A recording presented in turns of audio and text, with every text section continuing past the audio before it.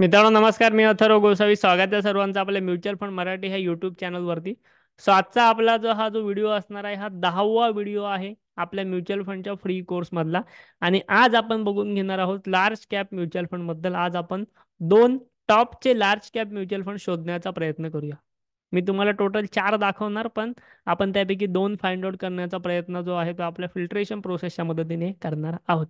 या व्हिडिओमध्ये तुम्हाला जी पण काय माहिती देणार, टोटली एज्युकेशनल पर्पजसाठी तुम्ही घ्या. मी तुम्हाला फक्त शिकवणार आहे कशा प्रकारे आपल्याला फिल्ट्रेशन प्रोसेस वापरायचे.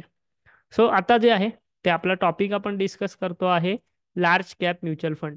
So large cap mutual fund म्हणजे काय हे मी तुम्हाला थोडक्यात सांगतो की लार्ज कॅप म्युच्युअल फंडमध्ये ना मोस्ट ऑफ दी टॉपच्या कंपनीजमध्ये इन्व्हेस्टमेंट केली जाते. शेअर मार्केटमधल्या ज्या टॉपच्या कंपनीज असतात त्या टॉपच्या 100 कंपनीजमध्ये लार्ज कॅप म्युच्युअल फंडमध्ये इन्व्हेस्टमेंट केली जाते.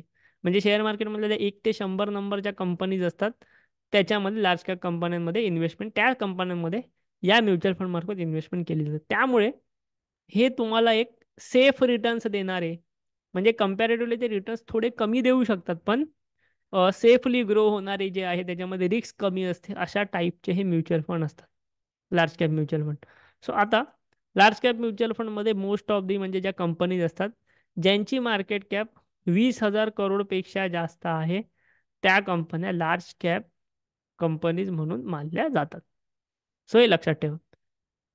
क्लिअर आहे. जसं की निफ्टीमध्ये टॉपच्या 50 कंपन्या येतात, तशा अजून 50 म्हणजे जवळपास 100 कंपन्या, या 100 कंपन्यांच्या पूलमध्ये हे large cap mutual fund investment करू शकतात. त्यांना तशी परमिशन असते.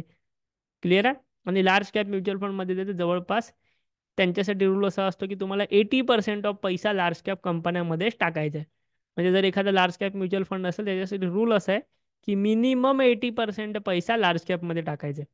उरलेला 20% तुम्ही कुठेही टाकू शकता, स्मॉल कॅप, मिड कॅप, पण मिनिमम 80% लार्ज कॅपमध्येच टाकायचे. त्यामुळे ते लार्ज कॅप म्युच्युअल फंड असं त्यांना म्हटलं जातं.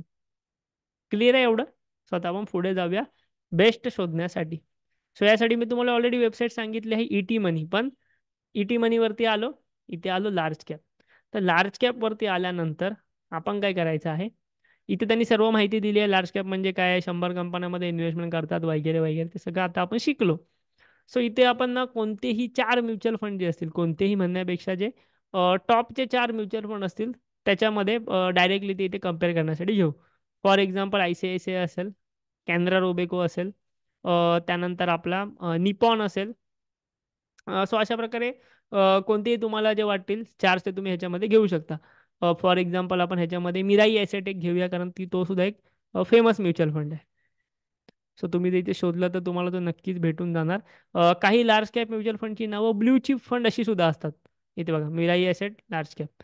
सो ते सुद्धा तुम्ही लक्षात ठेवायचं. तुम्ही जेव्हा इथे कम्पेअर करणार तुम्हाला बऱ्याचशा गोष्टी येणार. इथे बघा, इथे ह्यांची नावं बघा, blue chip fund, blue chip fund. So त्यामध्ये कन्फ्यूज नाही व्हायचं, कारण की लार्ज कॅप म्युच्युअल फंड हे मोस्टली ब्लू चिप कंपन्यांमध्ये, म्हणजे फार जास्त मोठ्या कंपन्यांमध्ये इन्व्हेस्टमेंट करतात, म्हणून त्यांना ब्लू चिप फंड म्हणतात. सो हे सर्व कंपॅरिझन जे आहे मी तुमच्यासमोर ऑलरेडी केलेलं आहे. ह्या सर्व फंड्सचे एज जे आहेत ते मोर दॅन 10 इयर्स आहेत, त्यामुळे तुम्हाला कंपॅरिझन अगदी सोपं होऊन जाणार. सो आता इथे मी तुम्हाला घेऊन आलेलो आपल्या सीटवरती, जिथे आपण फिल्टरेशन करतो. लार्ज कॅप म्युच्युअल फंड म्हणजे काय समजलं तुम्हाला. सो आता आपण पहिलं म्हणजे ह्यांचा AUM बघूया. मी तुम्हाला बोललो AUM फक्त तुमच्या रेफरन्ससाठी आहे, की किती मोठ्या प्रमाणामध्ये ह्यामध्ये इन्व्हेस्टमेंट होते ते. सो आपण फिल्ट्रेशन करताना पहिलं घेऊया ICICI Prudential blue chip fund, ज्याचा 5 वर्षाचा CAGR आहे 80%, 10 वर्षाचा आहे 70%. आता इथे मला सांगा, आपण इंडेक्स फंड शिकलेलो होतो बरोबर. इंडेक्स फंड शिकलेलो होतो, त्या इंडेक्स फंडमध्ये निफ्टी इंडेक्स फंडचा CAGR काय होता. परत एकदा मी इथे टाकतो, निफ्टी 50 इंडेक्स फंडचा CAGR काय होता. आपण कोणता बघितलेला, निपॉनचा बघितलेला, UTI बघितलेला. एक 14%च्या अराउंड होता बरोबर. 10 वर्षाचा CAGR होता 13.81. हा निफ्टी 50चा इंडेक्स फंड आहे. मी ऑलरेडी इंडेक्स फंड बद्दल व्हिडिओ बनवलेला आहे, चॅनलवरती पोस्ट आहे. किंवा आपण इथे UTIचा पण निफ्टी 50चा इंडेक्स फंड एक बघितलेला, त्याचा पण 10 वर्षाचा CAGR होता 14%.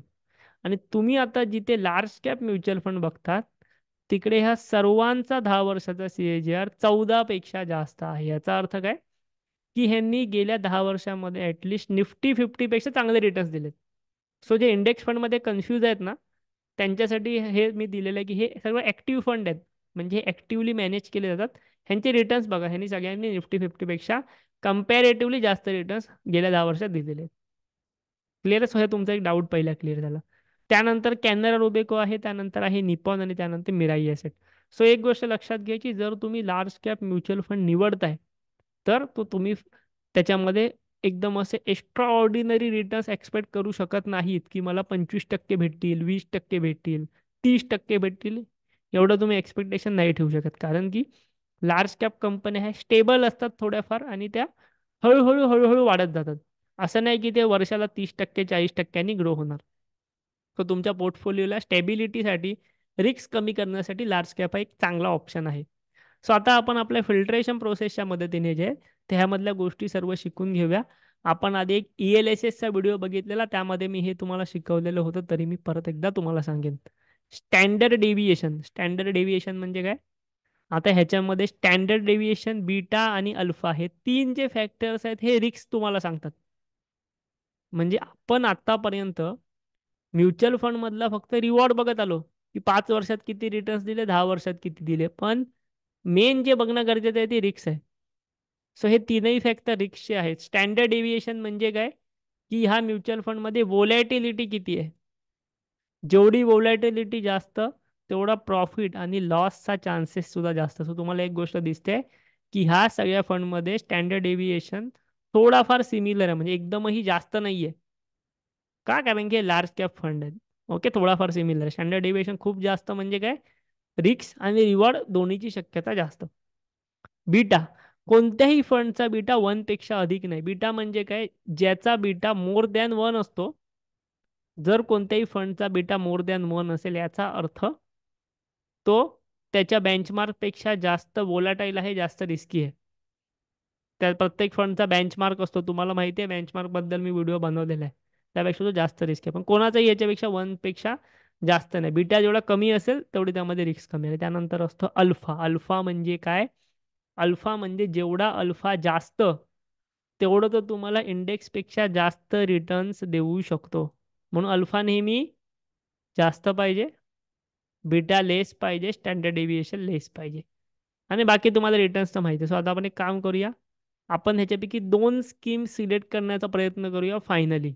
जसं आपण मागे ELSSचं केलेलं, ELSSचा व्हिडिओ ज्यांनी नाही बघितलाय बघून घ्या, चॅनलवरती अवेलेबल आहे.